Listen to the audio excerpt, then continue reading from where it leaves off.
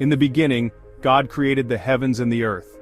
The earth was formless and empty, and darkness covered the deep waters, and the Spirit of God was hovering over the surface of the waters. Then God said, "Let there be light," and there was light.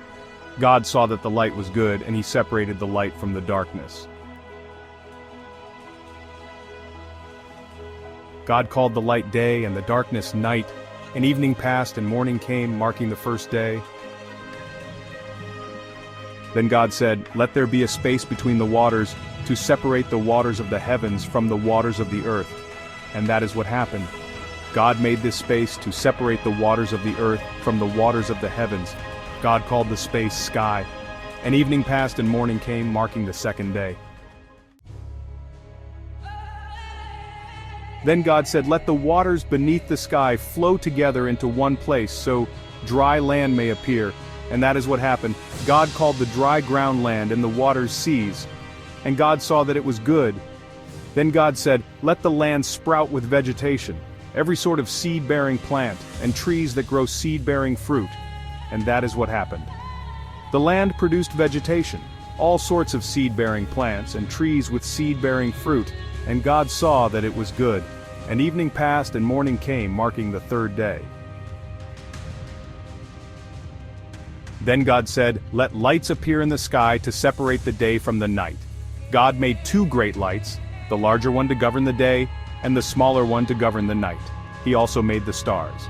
God set these lights in the sky to light the earth, to govern the day and night, and to separate the light from the darkness.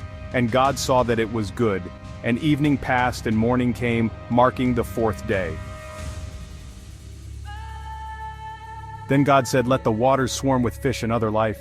Let the skies be filled with birds of every kind." Then God said, "Let the earth produce every sort of animal, each producing offspring of the same kind." And that is what happened. God made all sorts of wild animals, livestock and small animals, each able to produce offspring of the same kind. Then God said, "Let us make human beings in our image to be like us." So God created human beings in his own image. In the image of God he created them. Male and female he created them. Then God blessed them and said, "Be fruitful and multiply, fill the earth and govern it." Then God looked over all he had made, and he saw that it was very good. And evening passed and morning came, marking the sixth day. So the creation of the heavens and the earth and everything in them was completed. On the seventh day, God had finished his work of creation, so he rested from all his work. And God blessed the seventh day and declared it holy, because it was the day when he rested from all his work of creation. Thank you for watching. If you enjoyed this, like the video, subscribe for more Bible stories, and turn on notifications to stay updated. See you in the next video. God bless. What if your greatest rival was your own flesh and blood? In the dawn of humanity, two brothers faced this very challenge. Their story would become a cautionary tale for generations to come. Adam and Eve, the first humans, had two sons, Cain and Abel. Cain the elder became a farmer, tilling the soil with calloused hands. Abel, the younger, tended flocks, guiding sheep with a gentle touch. Both sought to please God with their labors. One day, they brought offerings to the Lord. Cain presented fruits of the ground, while Abel offered the firstborn of his flock. God looked with favor on Abel and his offering, but not on Cain's. Why? The Bible suggests it was a matter of the heart. Abel gave his best, while Cain's offering lacked sincerity. Jealousy, like a poisonous vine, began to grow in Cain's heart. His face fell, and anger burned within him.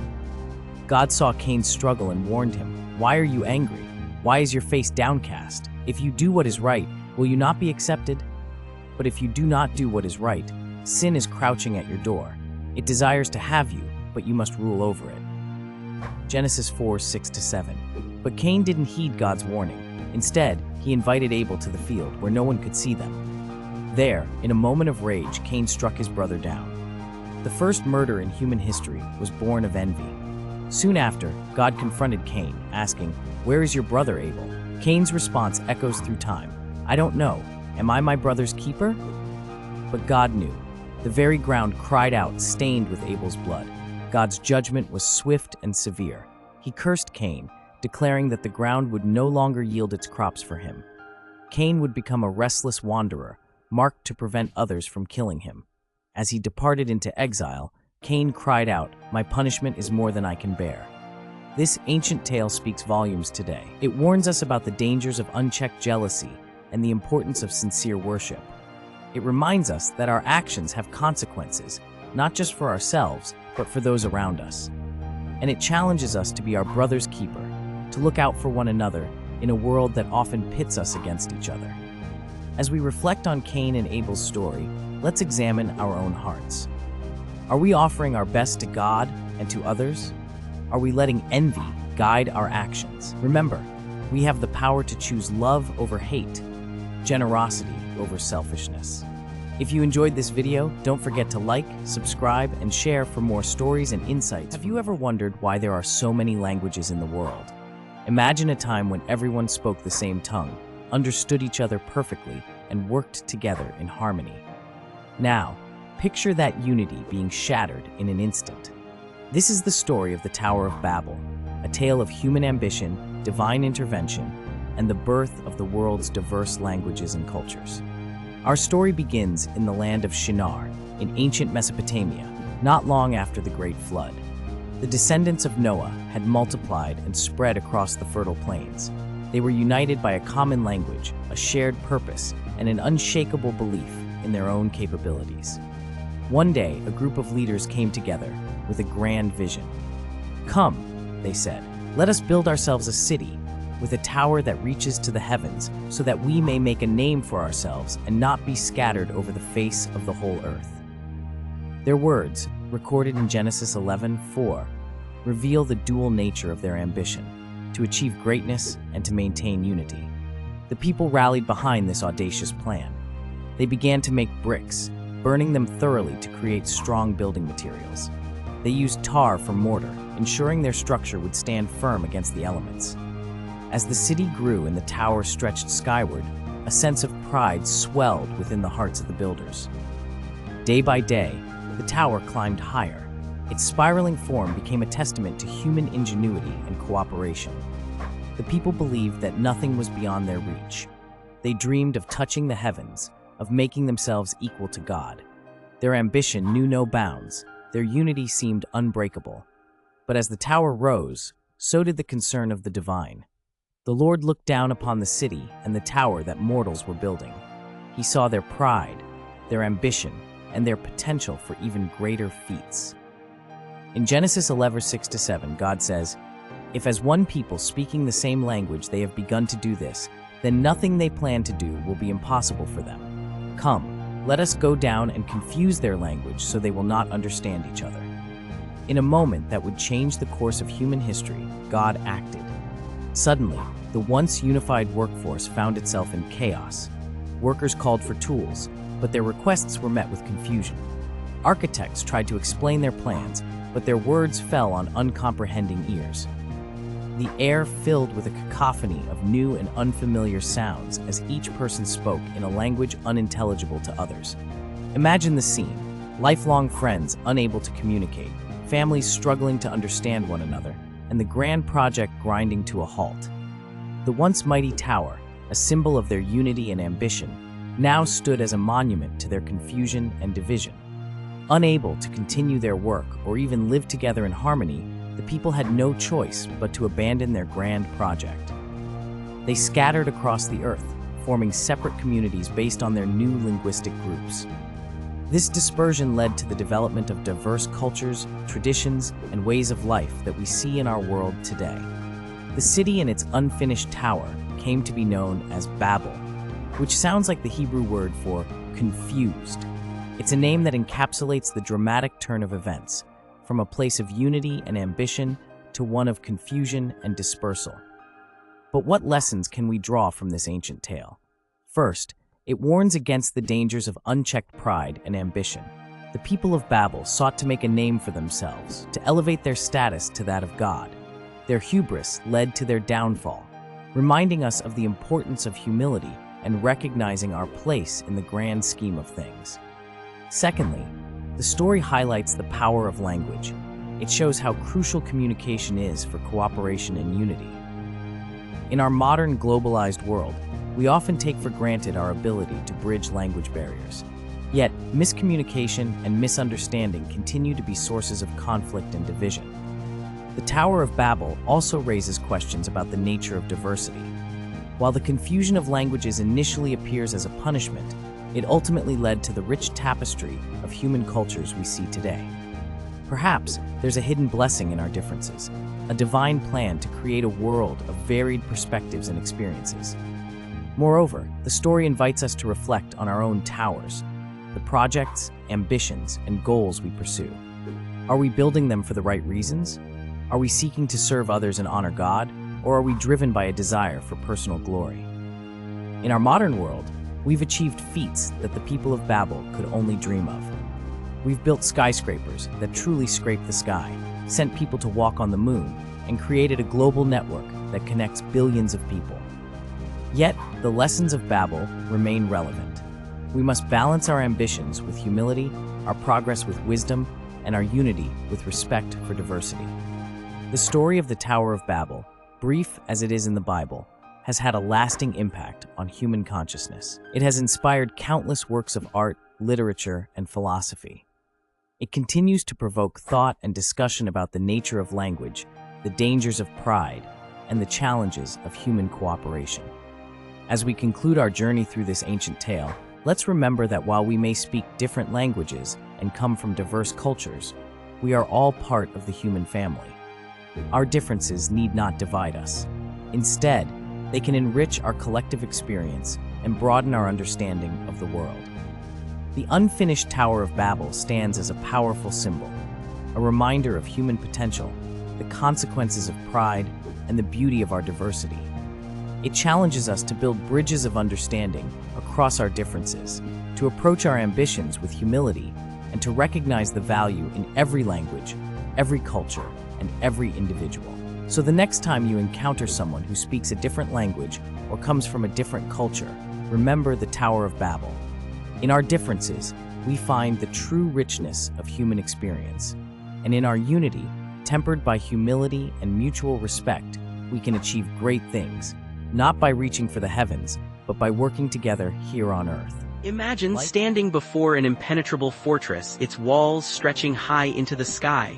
Now, picture those walls crumbling to dust with nothing more than the sound of trumpets and a mighty shout. This isn't a scene from a fantasy novel. It's a real event from the pages of history and the Bible. Welcome to the extraordinary story of Joshua and the Walls of Jericho. Our tale begins around 1400 BC. The Israelites, after 40 years of wandering in the desert, are finally ready to enter the Promised Land. But there's a catch. The land is already occupied, and the first city they must conquer is Jericho, a city with walls so thick and high that it seems unconquerable.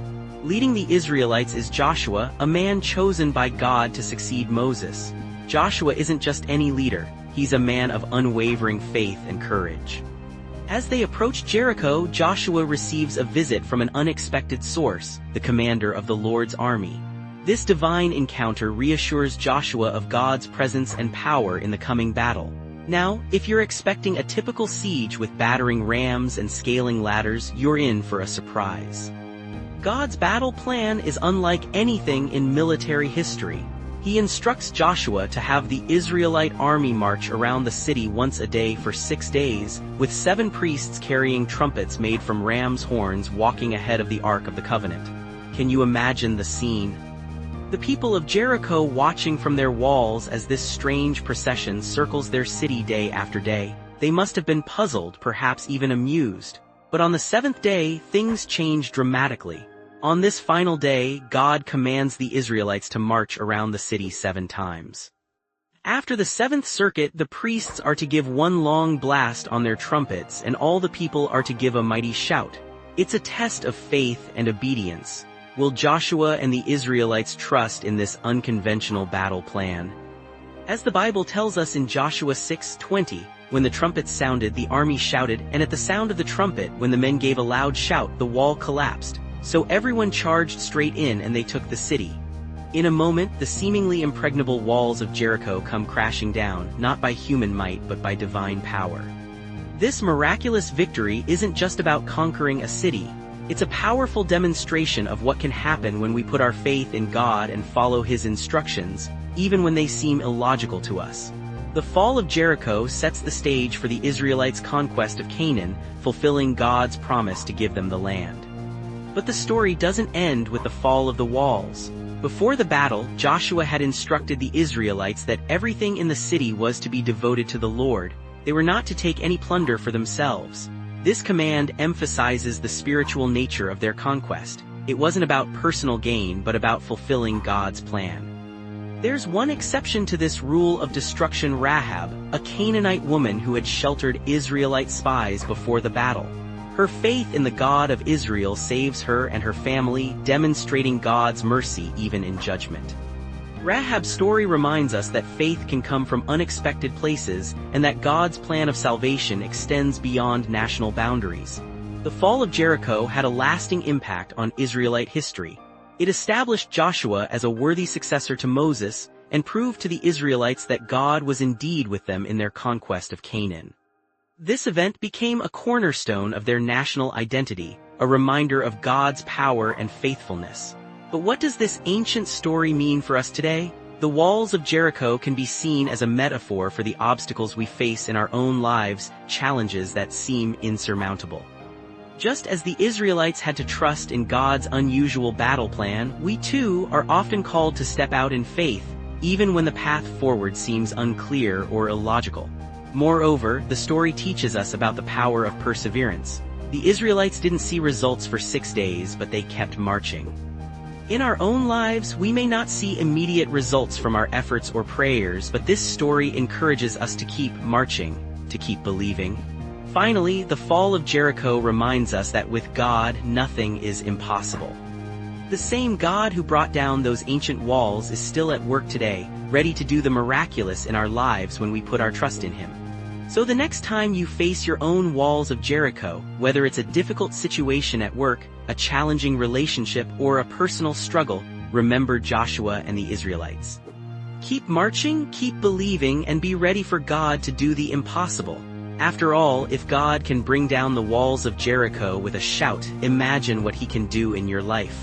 Like and What if you possessed superhuman strength, but your greatest weakness was your own heart? This is the story of Samson, a man chosen by God, whose incredible power was matched only by his all-too-human flaws. Our tale begins over 3,000 years ago in ancient Israel. The Israelites, God's chosen people, have turned away from Him, worshiping false idols. As punishment, God allows the Philistines to oppress them. But He hasn't abandoned His people. He has a plan, and it starts with a miracle. An angel appears to a barren woman and her husband, Manoah. The angel promises them a son who will begin to deliver Israel from the Philistines. There's a catch, though. The child must be dedicated to God as a Nazirite from birth. This means he can never cut his hair, drink alcohol, or touch anything unclean. Months later, Samson is born. As he grows, it becomes clear he's no ordinary boy. The Bible tells us, "The Lord blessed him, and the Spirit of the Lord began to stir him." Samson develops incredible strength, far beyond that of any normal man. Fast forward to Samson as a young man. He falls in love with a Philistine woman, much to his parents' dismay. On his way to see her, a lion attacks him. Samson, empowered by the Spirit of the Lord, tears the lion apart with his bare hands as easily as if it were a young goat. This is just the beginning of Samson's legendary feats of strength. Later, at his wedding feast, Samson poses a riddle to 30 Philistine companions. Unable to solve it, they pressure Samson's new wife to get the answer from him. When she betrays Samson's trust, he's furious. In his anger, he kills 30 Philistines to pay off the bet. This marks the start of Samson's one-man war against the Philistines. Samson's exploits become the stuff of legend. He single-handedly defeats 1,000 Philistines with nothing but the jawbone of a donkey. He carries off the gates of Gaza on his shoulders. The Philistines live in fear of this one man, unable to subdue him through force. But Samson has a weakness: beautiful women. Enter Delilah, a Philistine woman whom Samson falls deeply in love with. The Philistine leaders see an opportunity. They bribe Delilah to discover the secret of Samson's strength. 3 times, Delilah asks Samson for the secret, and 3 times he lies to her. Each time, she tries to betray him, but his strength remains. Finally, worn down by her constant nagging, Samson reveals the truth. His strength lies in his uncut hair, the symbol of his Nazirite vow to God. While Samson sleeps, Delilah cuts his hair. His strength leaves him, and the Philistines capture him easily. They gouge out his eyes and force him to grind grain in prison. Samson, once mighty and free, is now blind and enslaved. But this isn't the end of Samson's story. In prison, his hair begins to grow back. More importantly, he turns back to God, recognizing his mistakes and renewing his faith. The Philistines, celebrating their victory, bring Samson out to entertain them in the temple of their god Dagon. Thousands of people pack the temple, including all the Philistine rulers. Samson, standing between two central pillars, prays to God one last time. He asks for strength, just once more, to avenge himself on the Philistines. God answers his prayer. Samson pushes against the pillars with all his might. The temple collapses, killing Samson along with more Philistines than he had killed in his entire life. As the Bible puts it, he killed many more when he died than while he lived. Samson's story is a powerful tale of strength, weakness, and redemption. But what lessons can we draw from it for our lives today? First, we see that great gifts come with great responsibility. Samson was given incredible strength, but he often used it for personal vengeance rather than God's purpose. How often do we misuse our own talents and abilities?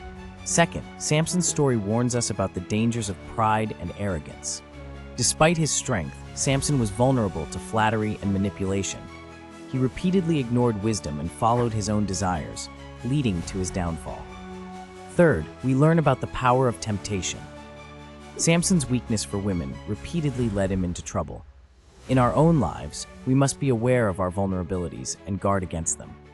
Fourth, Samson's story teaches us about the consequences of our actions. Every choice Samson made had repercussions, not just for himself, but for his people as well. Our decisions, too, can have far-reaching effects. Finally, and perhaps most importantly, Samson's tale is one of redemption. Even after all his mistakes, when Samson returned to God in humility and faith, God answered his prayer. This reminds us that it's never too late to turn our lives around and seek forgiveness. Samson's life was a mixture of triumph and tragedy. He was a flawed hero, a man of great strength but also great weakness. Yet in the end, he fulfilled his purpose, beginning to deliver Israel from the Philistines. His story continues to captivate us thousands of years later. It reminds us that God can work through imperfect people to accomplish his will. It challenges us to use our own strengths wisely, to guard against our weaknesses, and to always turn to God in times of need. As we reflect on Samson's story, let's ask ourselves, what are our strengths? How are we using them? What are our weaknesses, and how can we guard against them? And most importantly, how can we, like Samson in his final moments, turn to God and align our lives with his purpose? The story of Samson, with all its drama and lessons, continues to inspire and teach us today. It's a testament to the enduring power of faith, the complexity of human nature, and the unfailing mercy of God. May we learn from Samson's triumphs and failures as we strive to live lives of purpose and faith in our own time. If you enjoyed this story, hit the like button and don't forget to subscribe. Have you ever wondered if one person's courage could change the fate of an entire nation? The remarkable story of Queen Esther proves exactly that, showing how faith, bravery, and divine timing can work together to accomplish the impossible. Our story takes place in ancient Persia, around 470 BC, in the magnificent city of Susa. The Persian Empire was the largest the world had ever seen, stretching from India to Ethiopia. King Xerxes, also known as Ahasuerus, ruled over 127 provinces with absolute power. The story begins when Queen Vashti refuses to appear at the king's banquet, leading to her removal as queen. The king's advisors suggest gathering beautiful young women from across the empire to choose a new queen. Among these women is a Jewish girl named Hadassah, who goes by the Persian name Esther. Esther lives with her cousin Mordecai, who raised her after her parents died. Mordecai serves in the king's palace and advises Esther to keep her Jewish identity secret. When Esther enters the palace, her grace and beauty capture everyone's attention, including the king's trusted advisor, Haggai, who oversees the women's preparation. After 12 months of beauty treatments, each woman takes her turn to appear before King Xerxes. When Esther's time comes, she wins the king's heart immediately. As the Bible tells us in Esther 2:17, the king loved Esther more than all the other women, and she obtained grace and favor in his sight more than all the virgins. So he set the royal crown upon her head and made her queen. But the story takes a dark turn when Haman, the king's highest official, becomes enraged that Mordecai refuses to bow to him. Discovering Mordecai is Jewish, Haman plots not just his destruction, but that of all Jews throughout the empire. He manipulates King Xerxes into signing an irrevocable decree ordering the annihilation of all Jews on a specific date. When Mordecai learns of this plot, he tears his clothes in mourning and puts on sackcloth and ashes, a traditional sign of grief. He sends word to Esther about the decree, urging her to petition the king. However, approaching the king without being summoned carries a death sentence unless he extends his golden scepter. This leads to one of the most famous exchanges in the Bible. Mordecai tells Esther, "Who knows whether you have come to the kingdom for such a time as this?" These words challenge Esther to recognize that perhaps God placed her in this position precisely for this moment. Esther's response shows remarkable courage and faith. She asks all Jews to fast for 3 days, saying, "I will go to the king, even though it is against the law, and if I perish, I perish." She understands that sometimes doing what's right requires risking everything. When Esther appears before the king, he welcomes her and offers to grant any request. Instead of immediately revealing her people's plight, she wisely invites the king and Haman to 2 separate banquets. During this time, the king discovers that Mordecai once saved his life from assassins, but was never rewarded. At the second banquet, Esther finally reveals her Jewish identity and exposes Haman's plot to destroy her people. The king, furious at this deception, orders Haman to be hanged on the very gallows he had built for Mordecai. Since Persian law cannot be reversed, the king issues a new decree allowing the Jews to defend themselves against their enemies. The Jews successfully defend themselves across the empire, and Mordecai is elevated to second in rank to King Xerxes. This deliverance is still celebrated today in the Jewish festival of Purim, reminding people how one person's courage can change history. Esther's story teaches us several timeless lessons. First, courage often means standing up for what's right, even when facing personal risk. Second, our circumstances, however challenging, might be part of a larger divine plan. Third, wisdom and patience in handling difficult situations can lead to better outcomes than hasty actions. The story also shows how God often works through ordinary people in extraordinary ways. Esther wasn't born into royalty, but her faith, courage, and wisdom made her the right person at the right time to save her people. She reminds us that we too might be positioned for such a time as this in our own lives. This ancient story continues to inspire people today, showing how one person's brave choice to stand up for justice can impact generations to come. Esther's journey from an orphaned girl to a queen who saved her nation demonstrates that with faith, courage, and divine guidance, ordinary people can accomplish extraordinary things. Thank you for watching. Like and subscribe. Have you ever wondered why bad things happen to good people? This age-old question lies at the heart of one of the Bible's most profound stories, the story of Job. Join us as we journey through this tale of faith, suffering, and ultimate redemption. Our story begins in the land of Uz, where we meet Job, a man described in the Bible as blameless and upright. He feared God and shunned evil. Job wasn't just a good man. He was exceptionally blessed. He had 7 sons and 3 daughters, owned thousands of sheep, camels, and oxen, and was considered the greatest man among all the people of the East. But Job's faith was about to be tested in ways he could never imagine. One day, in the heavenly realms, God and Satan have a conversation about Job. God boasts about Job's faithfulness, but Satan argues that Job is only faithful because of his blessings. But now stretch out your hand and strike everything he has. Satan challenges, and he will surely curse you to your face. God allows Satan to test Job, confident in his servant's faith. And so begins a series of calamities that would shake Job to his very core. In a single day, Job loses everything: his livestock, his servants, and most devastatingly, all 10 of his children. Yet in the face of this overwhelming tragedy, Job's response is remarkable. The Bible tells us, "At this, Job got up and tore his robe and shaved his head. Then he fell to the ground in worship and said, Naked I came from my mother's womb, and naked I will depart. The Lord gave, and the Lord has taken away. May the name of the Lord be praised. But Satan isn't done. He argues that Job would surely curse God if his health were taken away.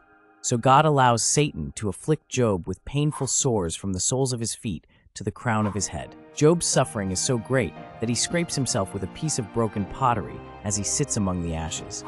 Even Job's wife turns against him, urging him to curse God and die. But Job refuses, saying, "Shall we accept good from God and not trouble?" In all this, the Bible says, Job did not sin in what he said. As news of Job's misfortune spreads, 3 of his friends, Eliphaz, Bildad, and Zophar, come to comfort him. At first, they sit with him in silence for 7 days and nights, overwhelmed by his suffering. But then they begin to speak, and their words are far from comforting. Job's friends subscribe to a common belief of their time, that suffering is always a punishment for sin.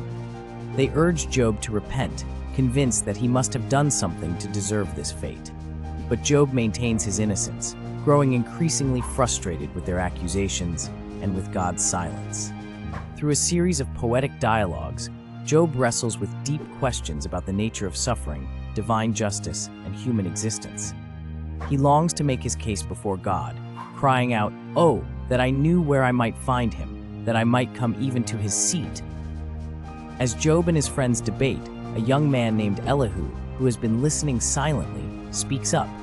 He offers a different perspective, suggesting that suffering can be a means of instruction and refinement, not just punishment. Finally, God himself speaks to Job out of a whirlwind. But instead of directly answering Job's questions, God responds with questions of his own. "Where were you when I laid the earth's foundation?" God asks. "Tell me if you understand." Through a series of awe-inspiring descriptions of creation, God reminds Job of the vast difference between divine wisdom and human understanding. Faced with God's majesty and mystery, Job's perspective shifts. He realizes that while he may not understand the reasons for his suffering, he can trust in God's wisdom and sovereignty. Job humbly responds, "I know that you can do all things. No purpose of yours can be thwarted. My ears had heard of you, but now my eyes have seen you. Therefore I despise myself and repent in dust and ashes." God then turns to Job's friends, rebuking them for their misrepresentation of him. He instructs them to offer sacrifices and asks Job to pray for them. After Job prays for his friends, God restores his fortunes, giving him twice as much as he had before. Job's family and friends come to comfort him, and he is blessed with 7 more sons and 3 more daughters. The Bible tells us that Job lived for another 140 years, seeing his children and their children to the 4th generation. The story of Job offers profound insights into the nature of suffering and faith. It challenges the simplistic notion that good things always happen to good people and bad things to bad people. Instead, it presents a more complex view of a world where the righteous can suffer, but where faith can endure even the harshest trials. Job's story reminds us that in times of suffering, it's natural to question and even to express our pain to God. Yet it also teaches us that there are aspects of God's wisdom that are beyond human comprehension. The book of Job doesn't provide easy answers to the problem of suffering, but it does offer a powerful testimony to the possibility of maintaining faith in the face of life's greatest challenges. Moreover, Job's story foreshadows themes that would later be central to Christianity: the idea of innocent suffering and ultimate vindication.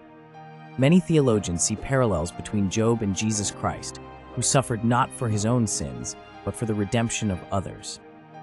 In our modern world, where we often seek quick explanations and solutions, the book of Job stands as a testament to the complexity of human existence and the mystery of divine providence.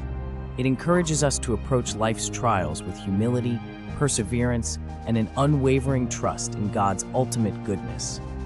As we reflect on Job's journey, we're reminded that our own struggles, while perhaps different in nature, can similarly test and ultimately strengthen our faith. In times of hardship, we can draw inspiration from Job's endurance and his willingness to trust in God, even when understanding seemed impossible. The story of Job continues to resonate across cultures and generations, offering comfort to those in distress and challenging all of us to deepen our understanding of faith, suffering, and the nature of our relationship with the divine. It stands as a powerful reminder that even in our darkest moments, we are not alone, and that faith can be a beacon of hope in the storm of life's trials. Thank you for watching. Don't forget to like, comment, and subscribe.